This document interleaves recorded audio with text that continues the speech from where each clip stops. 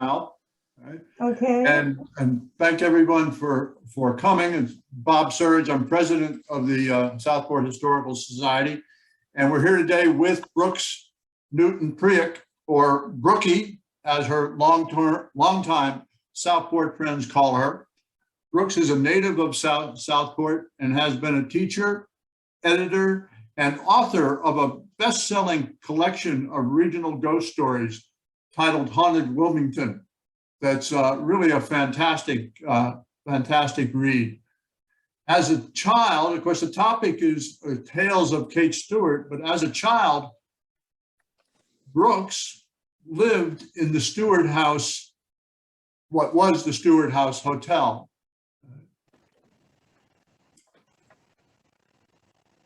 That was the residence of her great aunt, Kate Stuart, who was a renowned Southport businesswoman, also known as the heroine of Smithville and the legendary Lady of the Cape Fear.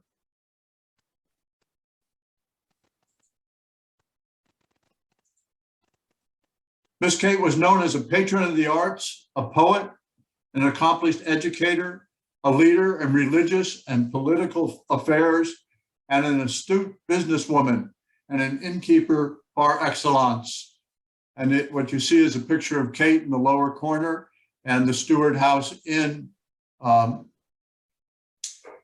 which was located at the waterfront, essentially at the end of Atlantic Avenue, probably between Atlantic Avenue and Rhett Street.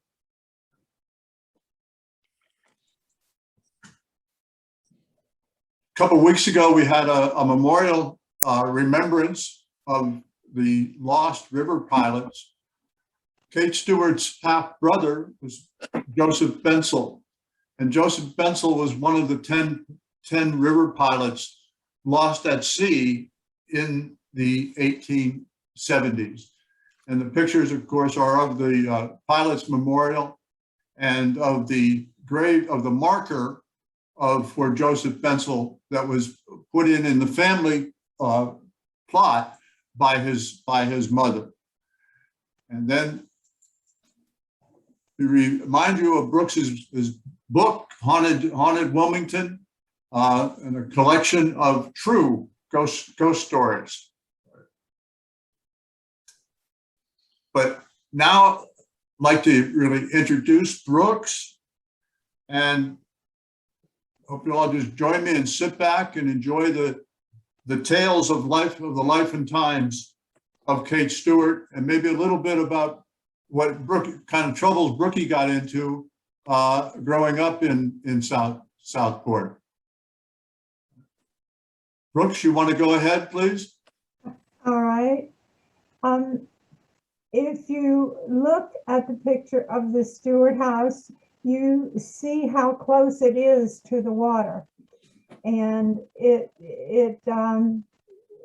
was always a problem for Kate Stuart and her mother to keep the water back, because every time there was a storm, it destroyed part of the building.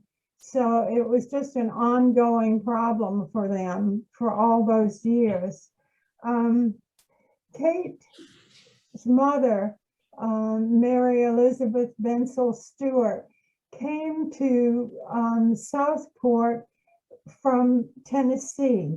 Her father fought in the Battle of New Orleans, and she and her husband, I've been told, walked from Tennessee to Southport. I have absolutely no idea why they came to Southport or how they happened to choose it. That's something I've never been able to figure out. But her husband died in the late 1830s, and she opened the Stuart House, but it was called the Water Skirt Inn, in the early 1850s. She then married Kate's father, who was an apothecary or pharmacist at Fort Johnson. He was from Scotland, Charles Stuart. And I don't know what happened in that marriage, but he sort of took a powder after Kate was born and moved to Wilmington and never came back. And Kate, at one point, took a friend of hers, Athalia Bunting, up and took a letter out of a trunk that she had and showed it to her. And she told her friend, "This is the only letter I ever received from my father." And I'd like to read it to you. It's very short. "Dear Kate, I have sent you some trifles and beg that you will continue to study as I hear you do by the report of Mr. Brent." Mr. Brent had a school at the time in Southport. "My dear child, pay attention to the instruction of your teachers and try to learn to answer my letters. May God bless you and prosper your endeavors is the prayer of your affectionate father, Charles Stuart." Well, she also wrote a note that she pinned to that letter, and I have a copy of that note. And she said, "This is the only letter I ever received from my father." And sometime in the years afterwards, he apparently returned to Scotland, but he never did come to see her. It was just a strange story and very, very sad.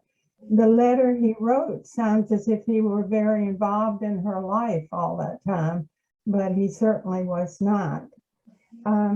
Kate was born August the 17th in 1844. And it was just a few short years after her birth that Charles Stuart left. And I don't think they ever heard from him again after he left Wilmington. No one seems to know whether he went back to Scotland or what happened to him. I'm just not sure. But she was the only child of Charles Stuart, and she had 4 sisters and a brother, Joseph Bensel, who was my great-grandfather, the pilot who was lost at sea. And she was very close to her half-sisters and brother.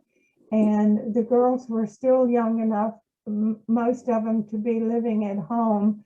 One of the daughters, Elmira Bensel, was the great-grandmother of Stuart Calary and Pat Arrington Pittenger. And so they have a lot of stories to tell too about their great-grandmother. And once the girls left home and were married, Kate was sent away to Glen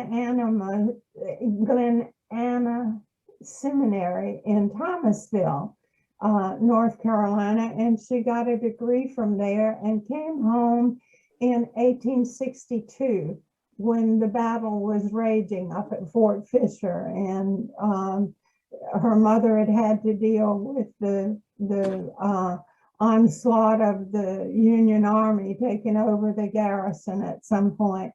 And so she sort of had her work cut out for her. Her sisters were there for a while, but they were gone fairly soon after she got back. And her mother by that time was quite elderly, but very much involved in the community and helping people during the war. Luckily for them, they knew a lot of the blockade runner pilots. And my other great-grandfather was a pilot on a blockade runner.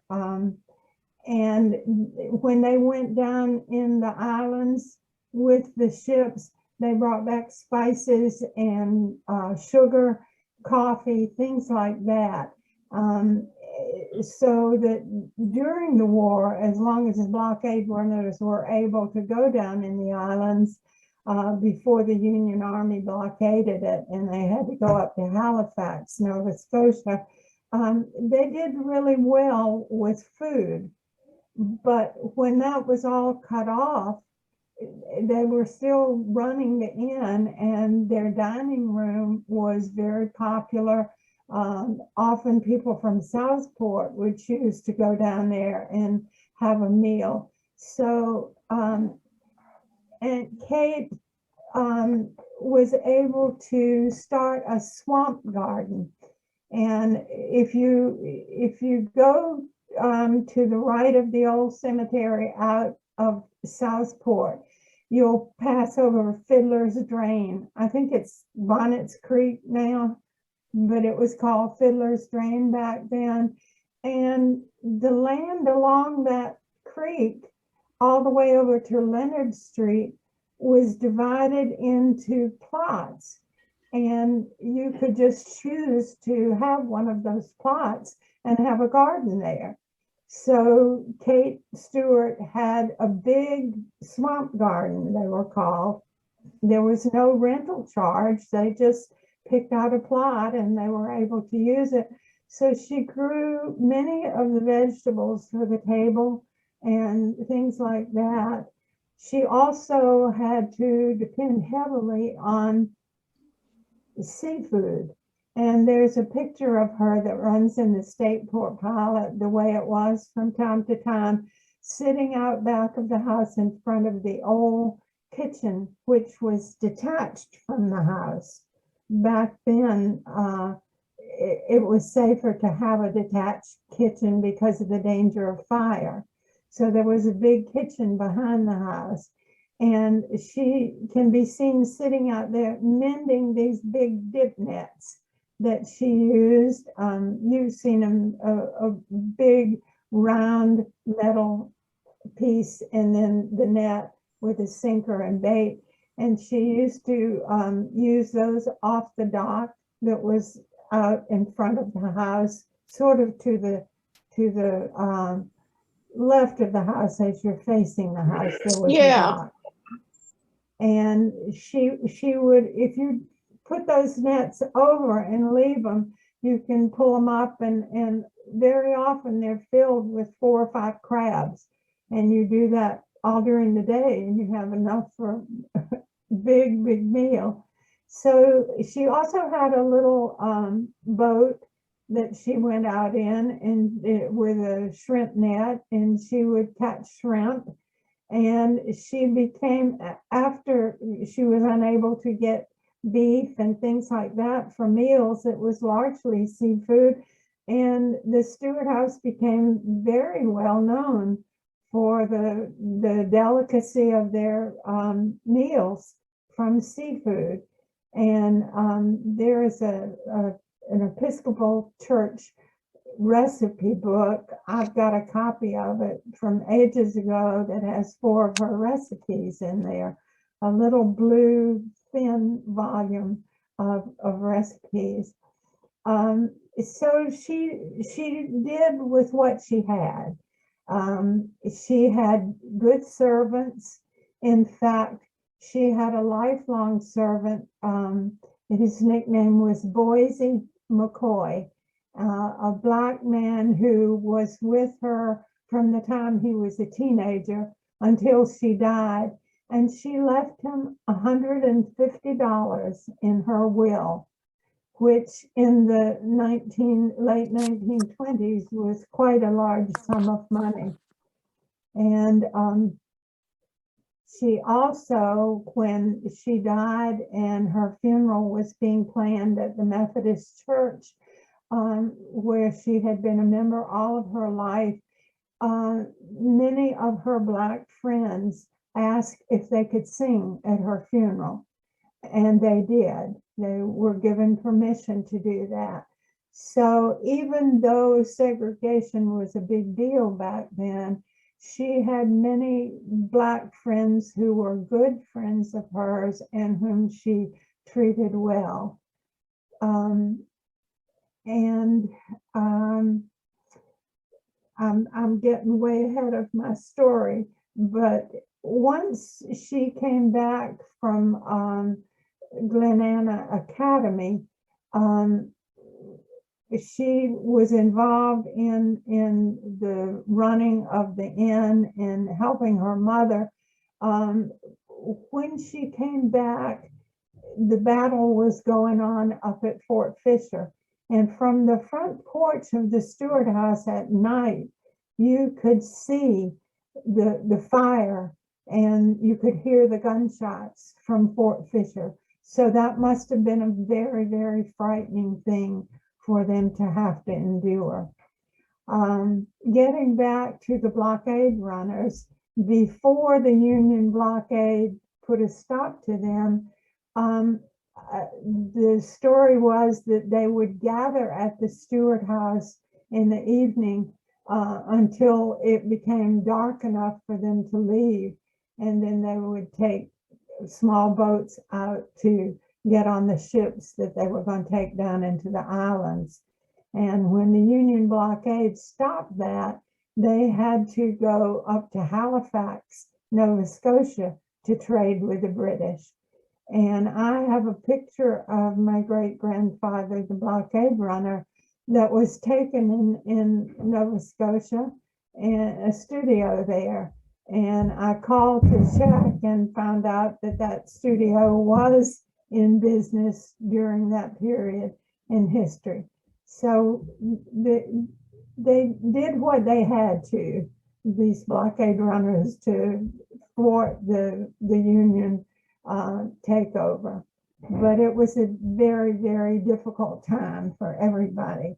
One of Aunt Kate's nieces, about 25 years older than I, told me one time that the girls were still at home after the fort had been taken over by the Union Army, and that Aunt Kate's mother had been warned that the officer who was in charge of Fort Johnson was going to send some of his men to confiscate her cook stove. And she lined the 4 girls up on the steps at the back of the house. And when the men came from Fort Johnson, they told her mother, "We've come to take your cook stove." And she said, "You're not taking it. It's my livelihood. I can't do without it." And she said, "My daughters are lined up here on the steps to make sure you don't take it." And something about her manner turned the soldiers back, and they left the cook stove for her. So that's one of the stories I heard from a relative much older than I that I truly believe. I think she and her mother could hold their own against the Union Army.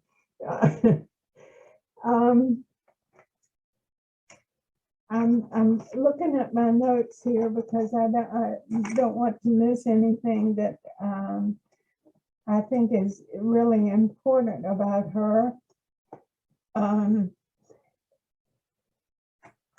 One of the people that she met that was always a figure in her life, and a lot of it maybe was speculation and stories that change over time. But one of the men who was stationed on the garrison for a short time was the poet from Georgia, Sidney Lanier. He loved music, and I was told by my Aunt Josie, who's been dead for many years now, but that he used to go down and sit on the porch at the Stuart house. They had sort of late afternoon musicales, and I think he played a flute, but he wasn't in Southport for very long, but he was a very handsome man. And the story in my family was that Aunt Kate fell in love with him. Unfortunately, he was engaged to his childhood sweetheart in Georgia. But anyway, she met him and must have made a good impression on him, because some years later, he wrote a book of poetry, and he sent her an autographed copy, which was one of the treasures of her life. And I was always told that she never really quite got over her affection for him. Later, the book got into the hands of a niece in Wilmington. They lent it to a lawyer there, and the book was lost and never recovered. So that was a blow to the family. But I grew up hearing the tales about Sidney Lanier and Aunt Kate's strong affection for him. Speaking of my Aunt Josie, she was born in 1894, and she said when she was a child, my grandmother, Josephine Bensel Newton, considered it her job every Saturday or every week to go and visit Aunt Kate. And my Aunt Josie said when they went in the house, she was a young child, and at the back of this dining room was a fireplace with a big hearth. And on either side of this huge hearth were whale bones that some sailor had given to Aunt Kate. And she said, when I got there, I had to go and sit on top of one of the whale bones and be told that children can be seen but not heard. So she said, I hated the visits I made to Aunt Kate's house, but my mother was religious about going to visit her once a week. So that's just a little personal note about her. Kate was involved not only in the running of the inn, she was very much ahead of her time as far as what women did back then, which was mostly being wife to some appreciative man and mother. But Kate was very involved in politics. And once I talked to Margaret Harper, you know, when she was still living and had the newspaper, and I said, Miss Margaret, do you remember my Aunt Kate Stuart? She said, I certainly do. She held court down in Watson's drugstore, and she said there were usually 5 or 10 men around listening to what she had to say about politics and world affairs and that sort of thing. And she never backed off of a conversation. She always was quite sure of what she was talking about and felt that her opinion was very much as important as that of the men in the group. So it was nice to be able to speak to someone who had known her and could tell me that about her. She was very much interested in education, and at some point she started a school with Anne Sophie Drew, and they ran that for a while, and then she started her own school in the building that is now the Masonic Lodge, and she had just over 100 students. And I have a couple of receipts, copies of receipts that she wrote to people whose children were in school. I think it was like $1 a month was what she charged to have them participate in that school. Eventually, after her sisters left home and she was left to run the inn with her mother, she was not able to keep that up. But that was one of the things that she did when she was younger that I thought was really interesting. Much of the stuff that I have here about her, I'm sure that you folks already know, but some of the things here, the most talked about incident in her life was she was good friends with one of the men captains on the Clyde line, this line of ships out of Scotland, and his name was Alec Hunter, and he was taking a ship up to New York, and he had his 10-year-old daughter with him, and he asked if Aunt Kate would let his daughter stay there with her while he went to New York and came back. And she agreed to do that. And she was in her mid-20s at the time. And there, as I said, there was a dock out as you face the water from the house, just to the right of the Stuart house. And the Stuart house was so close to the channel. The deep water was right at the end of the dock, about 18 to 20 feet of water, with a real strong current from the channel out there. And she was in the house and she heard this screaming, ran out fully clothed, and back then it was long dresses and clothing not good for swimming.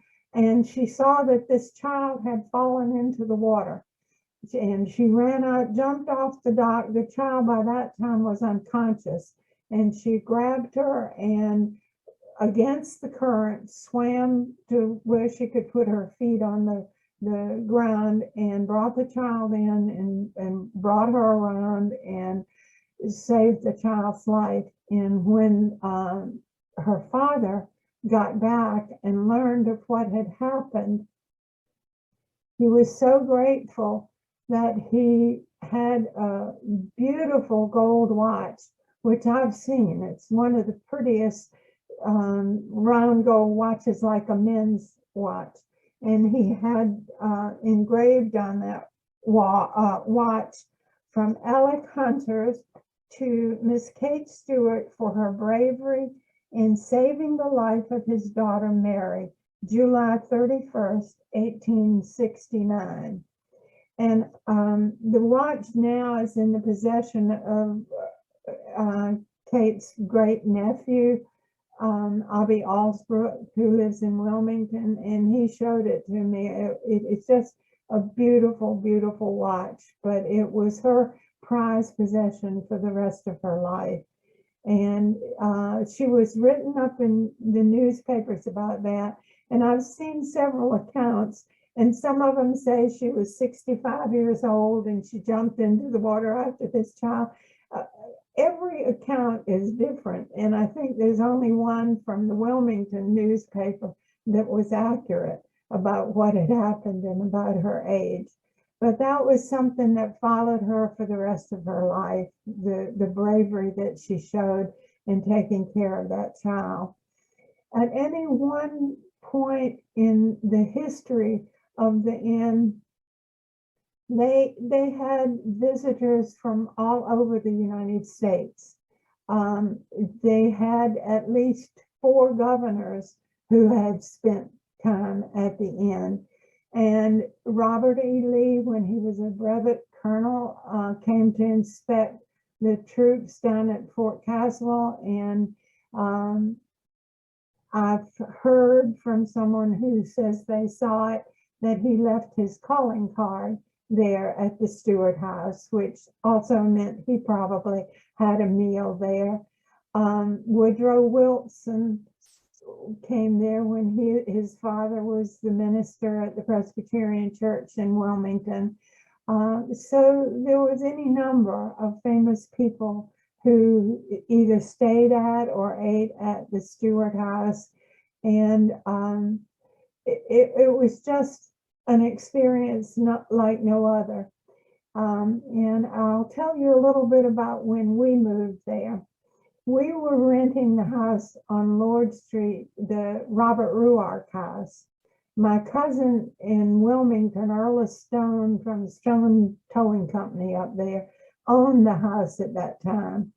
And my mother rented that from her, and we were living there when the 2 cousins who owned the Stuart house came to visit us from Kentucky. Now, they hadn't done much to take care of the house. It was in terrible, terrible shape. And Robert Ruark's mother and dad had rented it and had just moved out of it. And so my cousins were talking to my mother and said, why don't you rent the Stuart house from us? You know, you love to live on the water and everything. My dad worked in Raleigh during the week with an Employment Security Commission and came home on weekends. Well, he came home horrified to find out my mother had rented this Stuart house, which was sort of a wreck at the time. And when it rained, we had pots and pans all over the house, but we moved down there and we lived there for about a year and a half and absolutely loved it. My mother loved being on the water, and I've got a picture of her and my brothers outside the house, and we just thought it was the grandest place in the world. But now it gives me a memory of what the layout was like. At the dining room, if you look at a picture of the house from the front, you see that on the right-hand side, as you face the house comes out across the porch, and that was the dining room, which went the whole end of the house. It was huge, huge dining room. And when we lived there, the old kitchen was just a ruin. It was totally unusable, but at some point someone had cut a door into the back of the dining room and built on, it couldn't have been bigger than 5 by 7. It was the tiniest kitchen. It had room just for a small oil stove, a sink, and a refrigerator. That was it. And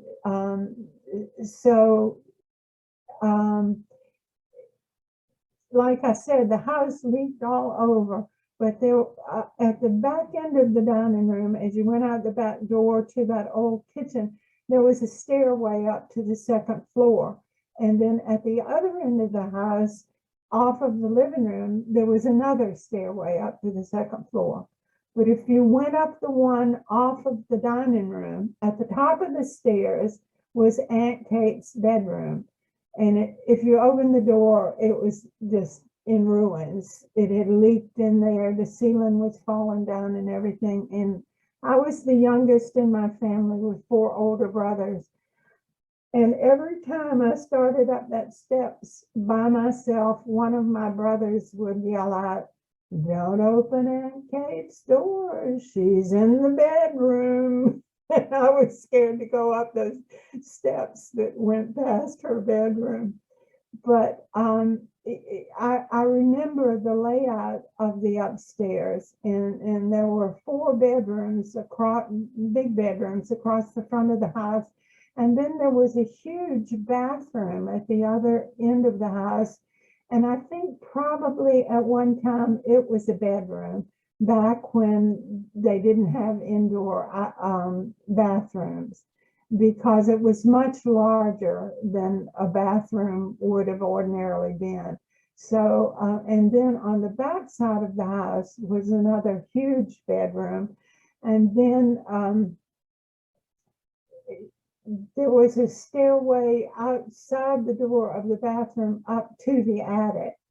And my brother Lou had a ping pong table up there when we lived there. And Debbie Malachek's father, Franto, and my brother Lou and Richard Brendel and my brother John and a bunch of others would play ping pong up in the attic.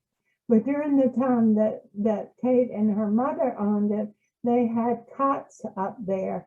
And the lawyers from Wilmington who came down to hold court in Southport very often slept up in the attic where those cots were. And I think there was a saying that you didn't get to be one of the best lawyers from Wilmington until you had spent several nights on a cot in the Stuart House attic. So it had a reputation too. I'm trying to think if there's anything in particular I've missed that you might like to hear about. Now you've heard some other stories about her. this is an important one. Captain Harper, who ran the steamer Wilmington back and forth between Wilmington and Southport, and it brought the mail, and he took the mail over to Caswell too. He married Kate's niece, Julia Foley, and she died in childbirth. And she had an older child, a daughter, but she had a son and died in childbirth. And Aunt Kate took the child and kept him and raised him until he was between 2 and 3 years old, because she was such good friends with Captain Harper. He remarried when his wife had been dead about 3 years, and then she let him take the little boy. And it must have been very, very difficult for her to give that child up, raising him from the time he was a baby. But it seemed that whatever happened to anybody in her family or someone she loved or close to her, if there was an emergency or some crisis, she sort of stepped into the situation and took over. It's amazing to me that she was able to do all of the things that she did. And I'm sure when the inn was flourishing and they had lots of guests and all, the money was there. But in later years, she was very, very poor. And every time there was a hurricane, that house was right at the edge of the water. It tore off porches, it messed up the roof. She was always having to repair the house. So she lived on a scant amount of money for the latter part of her house. And her half sisters were all married, and some of them lived close by. But then my great grandfather, her half brother, was lost at sea in 1872. So she didn't have a lot of help. She just sort of had to manage on her own. And she was tough as nails, I'll tell you. I wanted to read you something that she had written that I thought was very pretty. Excuse me for just a minute. I had everything organized here, but then I don't.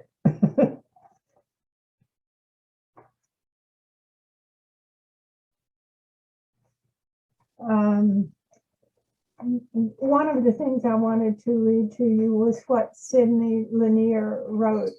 And Susie Carson had given me a copy of this.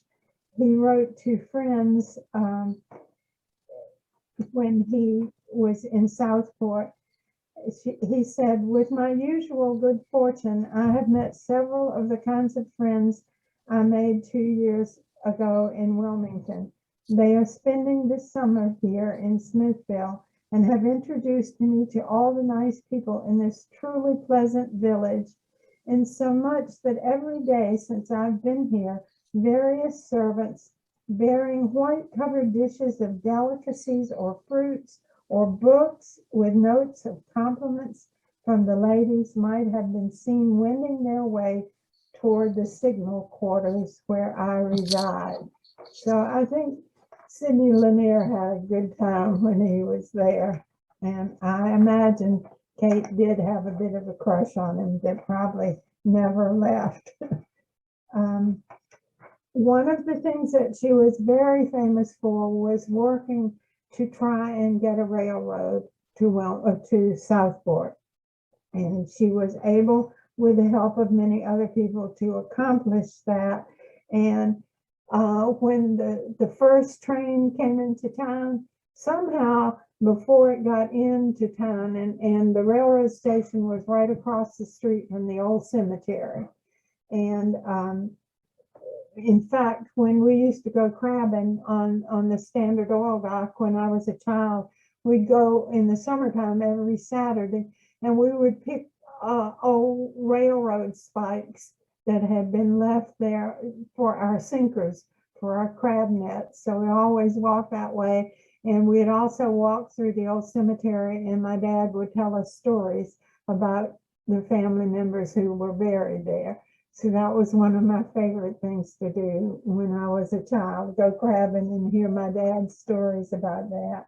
But somehow when the first train came into town, she had made arrangements to ride in on the front of the train. So she was perched up on the front of this train, and she had written a poem about it. On Old Red Street, each one you meet, and just shakes hands all around. For don't you see, they say with glee, the railroads come to town.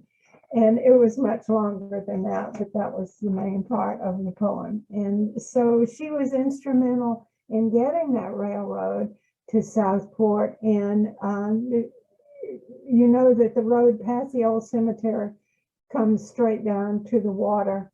So it was very near her house and easy for her to hitch a ride on for that first visit to Southport. Another thing that she did was she had bought a small house, which she later, I think, sold to her sister, Amanda Foley. And when she was going through the house, she found a medal for bravery and valor, and it had a man's name on it. And she found out that he was from Charleston, South Carolina. And when she was quite old, Captain Harper was going to take his boat down to Charleston to dry dock to get some repairs made. And he told her about it. And she said, you know what, I'd like to go to Charleston with you. I want to see if I can find out who this medal belongs to, because it should be returned to the owner. And so she went with him to Charleston. She got in touch with the newspaper person there who could help her out, told her the story. He wrote up the story in the newspaper, and the man's wife was informed about it. She had moved to another place, and the owner of the medal was dead, but his wife was still living, and she managed to connect with them and to return that medal to his wife. And she was well up in years when she made that trip to Charleston. But when she got something on her mind to do, she was going to do it or else. She also had nieces in Wilmington, so she went there a lot. And when President Taft came to Wilmington in 1909, she took the steamer Wilmington up with a group from Southport and went down to the courthouse and heard the speech that President Taft made when he was in Wilmington. So she stayed abreast of politics at home and in the nation. She was always up to date on things.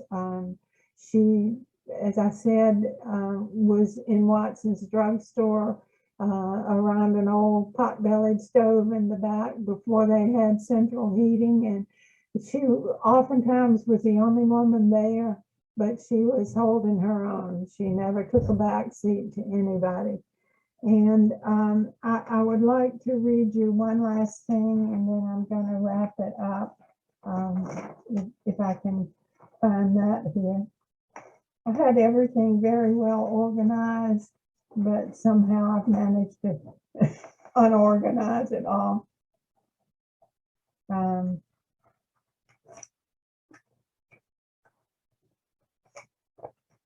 Excuse me for this.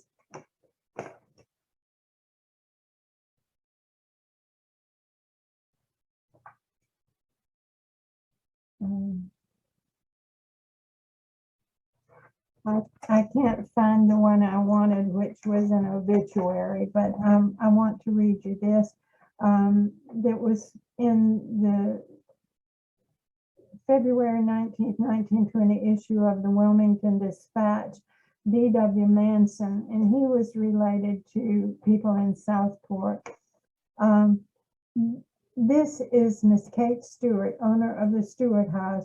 While her hair is silvery white, yet she is quick of step, clear of eye, and keen of intellect. And during the days you will spend in her presence, you will be impressed with her utmost kindly desire to please. Be called upon to follow promptness at meal times, and you will feel yourself grow into the religious atmosphere which constantly pervades her presence. And if you are alert, you will come nearer than ever before to the real love of God if you try to emulate her spirit. And I think that really says it all about her. She just accomplished things that so many people in her day and age could not have done, just for the fact that she was a woman. But she didn't let that stop her at all. She was very involved in politics. I think one woman member of what was then the Chamber of Commerce, although it had a different name. And she just, from day one, was involved in everything about Southport and determined to leave her mark on it, which I feel she certainly did. And I'm very proud to call her my Aunt Kate. And I appreciate your attention today and letting me talk to you. This is my first time on Zoom, so I didn't know what to expect. But it's good to see Southport faces, and I'm so far away. But you can be sure of one thing: I haven't forgotten a single one of you, and I love you dearly, and I will miss Southport till the day I die. But it's a special place, and people who've been lucky enough to live there feel that way. And I will say one thing, I don't know if there are any Connecticut people in the audience today, but I have found the minute I open my mouth and this Southern drawl comes out, these people are as nice and friendly and sweet as you can find anywhere in the world. So if I had to be someplace besides home, Connecticut's a good place to be. And thank you all for joining me today. And it's good to see the faces I can see. And I love you and miss you all. Thank you, Brooke. As usual, I have something to say. Brookie, you'll be interested in this update 2021 story connected to Miss Kate. When I was doing some research when I did this Kate Stuart family on my cemetery blog, and I was here in my living room doing that, and my husband has a Black friend who was visiting him that day, and he was sitting here in the living room too. And as I was reading about what Kate had left in her will, and that she had left a sum of money to her good friend and servant, Mr. Boise McCall, I said to my husband's friend there, and his name was Harold McCoy. And I said, Harold, here's something interesting from the history of Southport. There's a man listed here in the will of Miss Kate Stuart when she died, and he left money and to him, she did. And his name was Boise McCall. Do you recognize that name? And he said, I surely do. That was my grandfather. Oh, so there, you know, so connections are still made. And right here in my living room, as I was reading that online about the will, and there was his grandson sitting here. So I loved that connection. Amazing. And that the McCoy family is still alive and well in Southport. Well, that's good. Yeah, I'm glad to hear that. Yeah, I thought you would be also interested. There was a little bit left over, and she said it should go to 3 servants that she had, and one of those servants was Sarah Cotton. And when I was a child, my mother sold she sold insurance for a company out of Wilmington, and we had to walk all out to the Sawdust Trail to collect about 10 cents a week on these insurance policies. And Aunt Sarah Cotton lived to be about 100 years old, and she was one of my mother's customers, and she was one of the people that the residue of Kate's money was left to one of 3 servants. And I met her, and I've never forgotten her. She was such an interesting old lady, and she was in bed when we would stop by, because like I said, she lived to be over 100 years old, but I still remember her and collecting 10 cents a week from her for insurance. But yes, we have, I think, had a talk or something about Miss Cotton in the past. So maybe Liz did something on that or whatever. Yeah. Yes, but she's still known. Yeah. They and I think, Debbie, you probably ran into some names like that when you did that work on the cemetery several weeks ago. Yes. Yeah. Yes. But it's just been so nice being with all of you. Thank you so much for being here today. And I can't see everybody's face, but it's nice to see the ones that I can. And I hope that maybe I have told you a few things that you might not have known. We did. And you were an excellent Zoomer. What? You were excellent Zoomer, Brooks. You did well for your first time. Very well. Thank you so much. When we had to move from the Stewart house, it was because my aunt, who lived in the house my grandfather built up on West Street. Of course, it was miles from the waterfront, and my mother hated it. But my aunt went to live with her sister, and we bought the house from her, and that's where I grew up and all. But none of us ever got our time in the Stewart house, because it was a real adventure, and we loved it there. Hey Brooks, did you go to Southport High School? Yeah. In 1956, I graduated. Okay, all right, yeah. I'm just trying to place where you would be at with my dad. He graduated 54. And then, so you lived on Lord Street for a while? Did I know who? Did you live on Lord Street for a while? I heard you say? Yeah, I lived in the Robert Ruark house. Right, so. Well, I was about 5. Okay, well, I wonder what years was that when you were younger? I can't hear you, Frank. You remember what years that was that you lived on Lord Street? Yeah, let's see. I was born in 1938, and I think we moved there in 39, and we stayed there until 43 or 44. Oh, okay, yeah, because you lived 2 doors from my dad then at the time. And what was your dad's name? Samuel Newton. Oh yeah, Sam. I love Sam. Yeah, that was my dad, and yeah, he lived just down the street. Yeah, the 207 North Lord was his address. Now I know who you are, Frank. Yeah. So now, who was your dad? Sam and I were cousins, and so you and I are cousins. Right. Yeah, I kind of figured that after watching what you've done too with like the Newton historical site over there over the Federal Point. Yeah. So who was your dad? Mm-hmm. Yeah, who was your dad? What was my dad's name? Yeah. Edward. Edward, okay.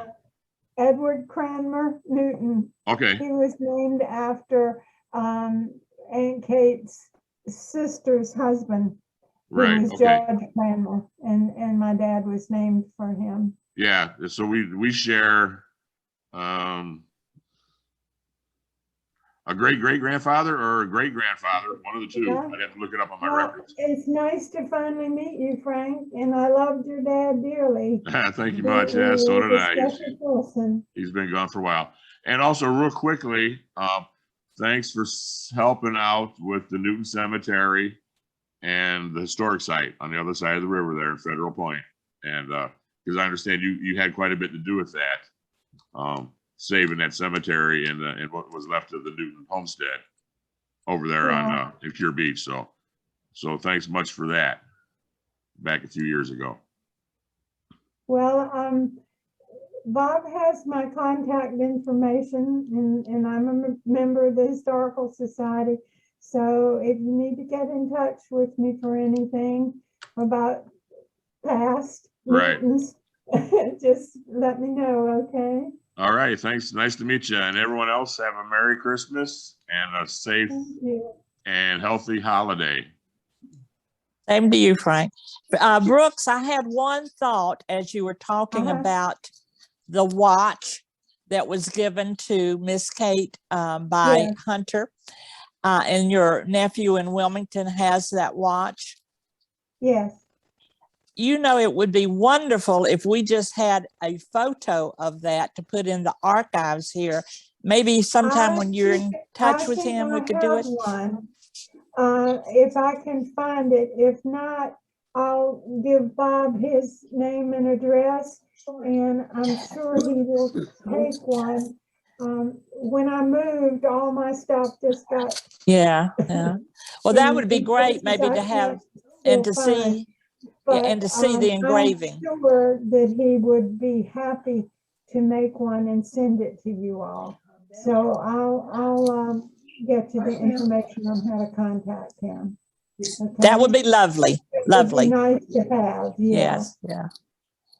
It's one of the prettiest watches I've ever seen. It was just absolutely beautiful. And the quality of the gold, you know, sometimes old gold from that period is so bright and shiny, different from nowadays, but it's a beautiful watch.